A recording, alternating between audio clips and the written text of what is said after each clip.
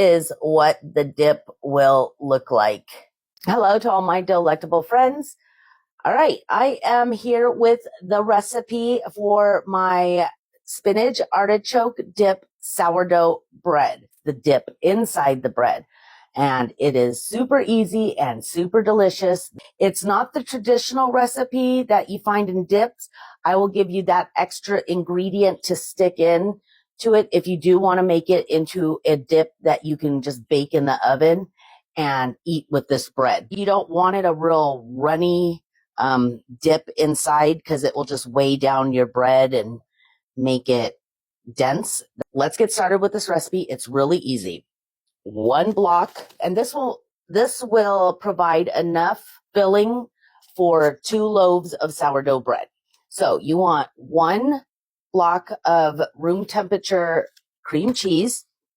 Just stick it in a bowl, and then you will do 3 cloves of garlic. Just dice them up nice and fine or chunky, however you like your garlic.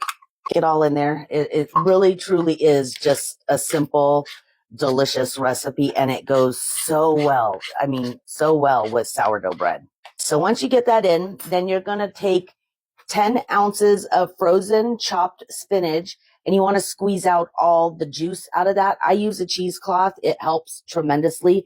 This actually is for 2 of these, so I'm only using half of the spinach in this one. Just kind of break it up in your fingers. Actually, buy the frozen ones. You can get them, I know, at Safeway and Albertsons here in Phoenix area. So you'll have to check to see if they have it frozen, artichoke hearts. And I just chop it up. Like I said, this is for 2 blocks of cream cheese, and I'm only showing you the one. So half of this, it's a 14-ounce package of artichoke hearts. So that's actually 28 ounces. And then what you're going to do is take 100 grams or 1 cup of Parmesan cheese. It could be just regular Parmesan. It could be Parmesan Romano. It is up to you. You can put mozzarella in it if you want, but a cup of that.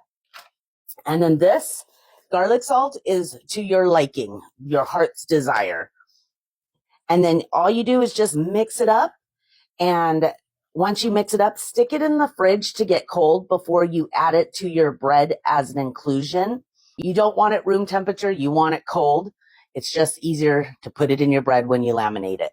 Now, if you want to make this into a dip, go ahead and add in 1/3 cup of sour cream and mix it in with this. Put it in your dish. Add a little extra Parmesan on top or mozzarella. Bake it in the oven on 350 for about 30 to 45 minutes. And it's an amazing, amazing dip for any kind of bread. Just want to show you, this is what the dip will look like. It's super thick, creamy, and chunky. Thank you guys for stopping by. I appreciate all your guys' support. I hope you have a wonderful day. I will chat with you guys later. Everyone take care. Bye-bye.